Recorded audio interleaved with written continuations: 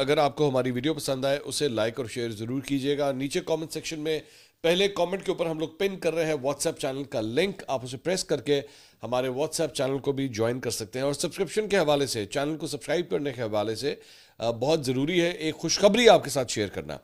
और वो खुशखबरी ये है कि 2025 आप जानते हैं कि कंप्लीट हुआ है, और इसी के साथ एक खुशखबरी जो आपके साथ हम शेयर करना चाह रहे हैं कि इस एक साल के अंदर हमारे यूट्यूब चैनल के 45 करोड़ व्यूज़ जो है वो सामने आया है। 45 करोड़ व्यूज़ ये एक साल के अंदर, जो जिन लोगों ने जितनी दफ़ा हमारे चैनल को देखा, ऑब्वियसली इसमें बहुत से लोगों ने बार बार वीडियोस को भी देखा है, तो टोटल व्यूज़ जो कंबाइन हुए हैं, जो स्टैटिस्टिक्स हमारे सामने आए हैं, वो है 45 करोड़ व्यूज़। और इस एक साल के अंदर 2025 के अंदर हमने तकरीबन 12 लाख सब्सक्राइबर्स जो हैं वो ऐड किए हैं। यानी 12 महीनों में 12 लाख सब्सक्राइबर्स जो है वो हमने ऐड किए हैं। आपकी मोहब्बतों का, आपके प्यार का, आपके एतमाद का, आपके ट्रस्ट का बहुत बहुत शुक्रिया। मैंने सोचा सबसे पहले खुशखबरी जो है वो 2026 में जब ये नंबर्स हमारे पास ये कंप्लीट हुए हैं, तो ये नंबर्स जो हैं वो आपके साथ शेयर किए जाएँ।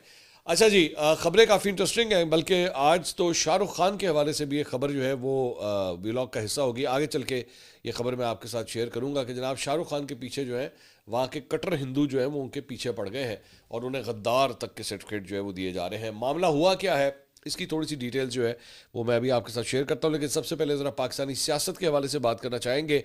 और ख़बर यही है कि जनाब कल जुमेरात का दिन था, इमरान खान साहब से मुलाकात का दिन था। कल भी उनकी मुलाकात जो है वो नहीं हो सकी। 6 रहनुमाओं के नाम जो है वो पाकिस्तान तहरीक इंसाफ की जानिब से दिए गए थे, लेकिन उन 6 में से भी सिर्फ 2 एक्चुअली अडयाला जेल आए, 4 आए ही नहीं वहाँ पे सिरे से उनसे मिलने के लिए। और उसमें मुलाकात के लिए आने वालों में MNA जमाल एहसन खान और MPA इकबाल खटक जो है वो शामिल थे। फिर इसमें 4 रहनुमा डॉक्टर अमजद, सगवतुल्ला, उस्मान भटानी और शुएब अमीर अवान जो है वो मुलाकात के लिए आए ही नहीं। और बाद में मुलाकात का वक्त ख़त्म होने के बाद वो जो 2 अफराद थे वो भी उसके बाद वापस चले गए। अब जो एक बयानिया बनाया था सुहेल अफरीदी साहब ने कि मज़ामत होगी तो मफाहमत होगी, तो फिलहाल तो लग रहा है कि जैसे अडयाला के बाहर पाकिस्तान तहरीक इंसाफ की तरफ से तो कोई मज़ामत नहीं हो रही। अगर कोई मज़ामत हो भी रही है तो उनकी बहनों की तरफ से हो रही है, लेकिन जो पाकिस्तान तहरीक इंसाफ है वो किसी मज़ामती मूड के अंदर नहीं लग रही। अगर ज़्यादा से ज़्यादा कोई मज़ामत के लिए लोग आते भी हैं तो वो 2-3-400 लोग अगर आ गए, और वो भी फिर आहिस्ता आहिस्ता वो तादाद जो है वो कम हो जाती है जब उनकी बहनों के साथ वो लोग आके बैठते हैं, उसके बाद वो सिस्टम भी जो है वो आगे मज़ीद नज़र नहीं आता। इसके अलावा एक बड़ा इंपॉर्टेंट बयान जो है राना सनाउल्लाह साहब ने दिया है, कल हामिद मीर साहब के शो के अंदर आए हुए थे।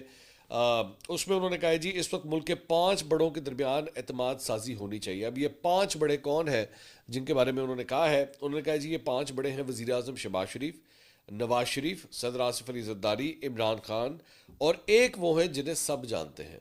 अब मुझे लगता है ये फीड माशाल्लाह से मुनीर की बात की जा रही है कि उनको शामिल करके ये 5 बड़े जो हैं इनमें आपस में किसी किस्म की कोई एतमाद साजी, ट्रस्ट लेवल जो है होना चाहिए। उन्होंने कहा उनके दरमियान जब तक एतमाद साजी नहीं होगी या आपस में कोई राब्ता नहीं होगा, एक दूसरे पर यकीन नहीं होगा, तो मेरे और आमिर डोगर की सतह पर हम कोशिश करते रहेंगे, लेकिन इससे ब्रेक थ्रू नहीं होगा।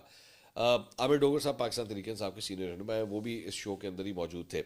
उन्होंने कहा इन 5 में से एक मुसलसल गालियां दे रहा है, बाकी किसी लीडर ने उनके बारे में नामुनासिब अल्फाज इस्तेमाल नहीं किए। ये सिलसिला बंद होना चाहिए। सियासतदानों को आपस में एक दूसरे के खिलाफ गैर अखलाकी बात नहीं करनी चाहिए। शोहदा के खिलाफ PTI अकाउंट्स में ट्रोलिंग हो रही है। PTI हक की तरफ नहीं, मुल्क में एनार्की की तरफ सफ़र कर रही है। अगर यही करना है तो बानी PTI से मुलाकात कैसे हो सकती है? अगर उनका ख्याल है कि इदारे के खिलाफ मुहिम जोई करने से कोई दबाव आएगा तो ये उनकी गलत फहमी है। जिन अकाउंट से फ़ौज और उसके सरबराह के खिलाफ मुहिम जोई हो रही है वो बंद होनी चाहिए। PTI रहनुमाओं को अपने आप को इन अकाउंट से दूर करना चाहिए। 8 फरवरी को उन्होंने एहतजाज की जो कॉल दी है उस पर अमल दरामद नहीं कर सकेंगे। पहिया जाम की कॉल वापस लें वरना 9 मई की तरह धर लिए जाएंगे। उन्होंने कहा कि अगर नून लीग मुस्तकबिल में अक्सरियत हासिल करती है तो अगली क़यादत बिलाशुबा मरियम नवाज शरीफ की होगी। इसी तरह पीपल्स पार्टी की मुस्तकबिल की क़यादत जो है वो बिलावल भुट्टो है। तो ये बयान राना सनाउल्लाह साहब ने दिया। इसी प्रोग्राम में आमिर डोगर साहब भी मौजूद थे। उन्होंने कहा कि एहतजाज करना आइन और कानून के अंदर हर सियासी जमात का हक है। क्या आज से पहले इस मुल्क में पहिया जाम हड़तालें नहीं हुई? क्या एहतजाज नहीं हुए? 75 वर्षों से इस मुल्क में सैकड़ों पहिया जाम हड़तालें हुई हैं, एहतजाज हुए हैं। अगर इन एहतजाज को सामने रखकर हमें दोबारा 9 मई याद दिलवाई जाए तो ये मुनासिब बात नहीं होगी। राना सनाउल्लाह साहब उसके बाद नदीम मलिक साहब के शो में भी मौजूद थे, वहाँ में भी बड़ी एक इंपॉर्टेंट स्टेटमेंट उन्होंने दी है।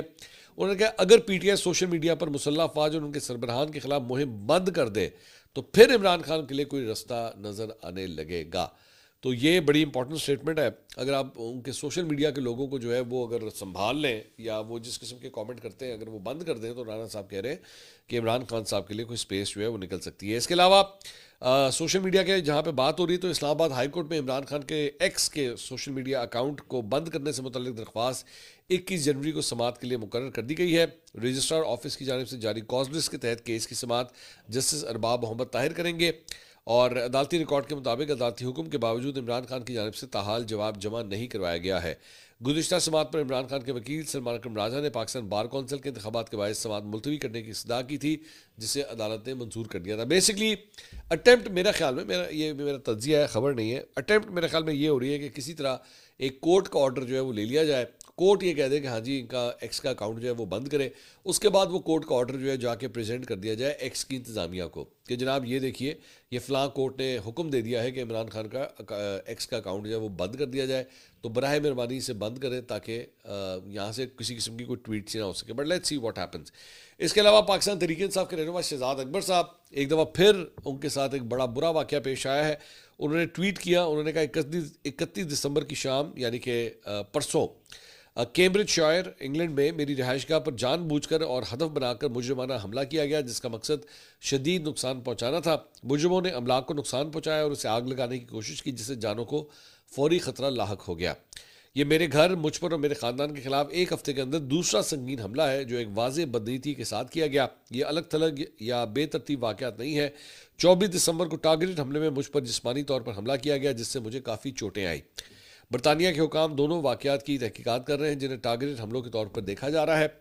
बरतानिया की कानूनी और अखलाकी जिम्मेदारी है कि वो तमाम दस्तयाब अख्तियारात और वसाइल को इस्तेमाल करे ताकि ये यकीनी बनाया जा सके कि इस सब के लिए एक महफूज मुल्क रहे, ख़ास तौर पर सियासी इख्तिलाफ करने वालों और उन अफराद के लिए जो ख़तरे में है।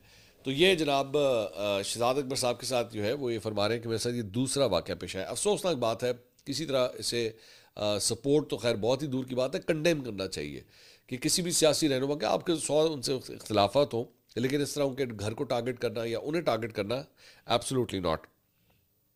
सेनेटर फैसल वाडा साहब ने एक ट्वीट किया है, उन्होंने कहा जी, to everybody I pissed off this year, next year same time same place.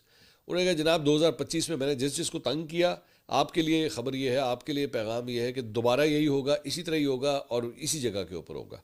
तो ये उन्होंने बड़ा सख्त किस्म की जो है वो बात की। इसके अलावा पीटीआई ने सिंध से अपने सेनेटर सैफुल्ला अबड़ो के खिलाफ जनाब नाहिली रेफरेंस जो है वो दायर कर दिया है। ये रेफरेंस पार्लिमानी लीडर सेनेटर अली जफर की जानिब से दायर किया गया और इसमें फ्लोर क्रॉसिंग पर सैफुल्ला अबड़ो को नाअहल करार देने की जो है वो इस्तदा की गई है।